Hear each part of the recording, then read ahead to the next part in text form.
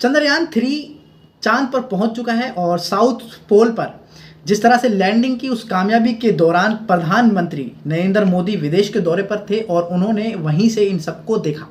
लेकिन देश के प्रधानमंत्री जब वापस लौटे तो सबसे पहले बेंगलुरु गए और बेंगलुरु में इसरो में जाकर वहां से सभी वैज्ञानिकों से मुलाकात की और उनको बधाइयाँ दी। वहीं बधाई के साथ साथ उन्होंने मनोबल तो बढ़ाया, लेकिन चंद्रयान 3 और चंद्रयान 2 को ले नामकरण भी कर दिया। आपको बता दें कि पीएम मोदी ने नामकरण किया चंद्रयान 3 ने, जहां पर लैंडिंग हुआ उस जगह का नाम शिव शक्ति रख दिया है। वहीं चंद्रयान 2 की बात करें तो उन्होंने तिरंगा पॉइंट रखा गया है। लेकिन इन तमाम घोषणाओं के बाद जिस तरह से प्रधानमंत्री नरेंद्र मोदी ने शिव शक्ति नाम रखा चंद्रयान 3, जहां पर जिस जगह पर चांद की गया उसको चंद्रयान जगह है जो है उसको शिव शक्ति के नाम से जाना जाएगा। उसके बाद से आखिर देश के उलमाओं को आपत्ति क्यों है, आखिर विपक्ष के कुछ नेताओं को आपत्ति क्यों है, क्यों शिव शक्ति नाम से आपत्ति जताते हुए उन्होंने तंज भी कसे हैं? इन तमाम सवालों के बीच हम आज खबर लेकर आए हैं ये वाली। आपको बता दें कि प्रधानमंत्री मोदी ने चंद्रयान 3 का नाम शिव शक्ति रखा, जहां पर जिस जगह पर वो लैंड किया उस लैंडिंग का उस जगह का नाम चांद पर शिव शक्ति नाम से जाना जाएगा। वही चंद्रयान 2 का जहां पर जगह थी उसको जहां पर उनका क्रैश हुआ था वहां पर उसको तिरंगा पॉइंट के नाम से जाना जाएगा। वहीं प्रधानमंत्री नरेंद्र मोदी ने 23 अगस्त की तारीख को अब स्पेस डे के रूप में मनाया जाएगा ये भी ऐलान किया था।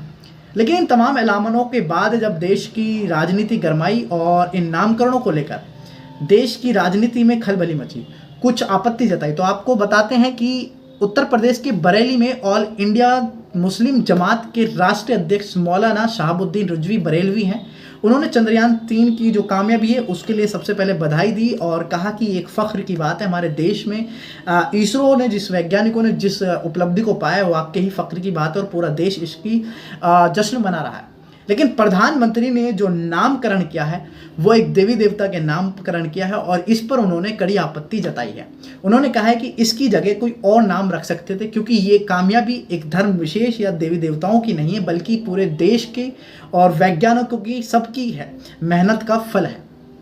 तो इस पर उन्होंने कहा कि कुछ और नाम रखा जा सकता था, चाहे इंडिया रख देते, चाहे भारत रख देते, चाहे कुछ और भी रख सकते थे, लेकिन देवी देवताओं का नाम रखना धर्म एक विशेष धर्म के जाति के देवी देवताओं का नामकरण करना ऐसा सही नहीं है, क्योंकि मुल्क में तमाम धर्मों के लोग रहते हैं और विदेश तमाम मुल्क के अलावा पूरे दुनिया में भी इस चीज़ पर आपत्ति जताई जाएंगी। समाज के मौलाना भी हैं जो सैफ अब्बास नकवी हैं, उन्होंने कहा कि हमारे मुल्क के वैज्ञानिकों ने जो किया वो वाकई में फ़ख्र की बात है और पूरा मुल्क इसका आज जश्न भी मना रहा है और फ़ख्र महसूस कर रहा है। लेकिन इस तरह से नाम करना ये सही नहीं ठहरा। उन्होंने इस पर तंज भी कसते हुए जिक्र किया मुजफ्फरनगर के जो छोटे बच्चे की पिटाई का मामला सामने आया उसके पर हम बाद में चर्चा करेंगे, लेकिन उस मामले को भी साथ में लिया। वहीं जो एक ट्रेन में कांस्टेबल चेतन सिंह चौधरी ने गोलीकांड का भी जिक्र किया, जो वहाँ पर एक मानसिक रूप से एक तीन मुस्लिम लोगों पर गोलियां चला देता है। इन मानसिकताओं का कारण उन्होंने बताया कि इस तरह की नामकरण ही इन मानसिकताओं को थोड़ा मेंटलिटी को इस तरह से बदलने में इनका भी कहीं ना कहीं हाथ है। इनका सीधा सीधा पीएम मोदी पर वार था और पीएम मोदी से इस तरह की धर्म विशेष की बात करते हुए उन्होंने ये तंज कसते हुए कहा है।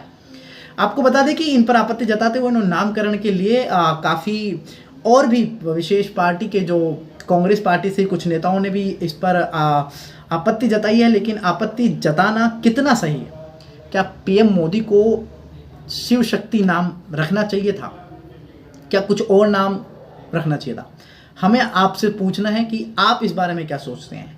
आपकी नज़रों में, आपके ख्याल से, आपके हिसाब से क्या नामकरण करना चाहिए था और उसका नाम किस तरह से रखना चाहिए था, या फिर देवी देवताओं का नाम रखना जायज़ है? हमें कमेंट बॉक्स में ज़रूर बताएं और हमारी ये रिपोर्ट कैसी लगी हमें ज़रूर बताएं। कमेंट बॉक्स कमेंट करें और ऐसी खबरों को देखने के लिए हमारे साथ बने रहें और देखते रहें सियासी मैदान। धन्यवाद।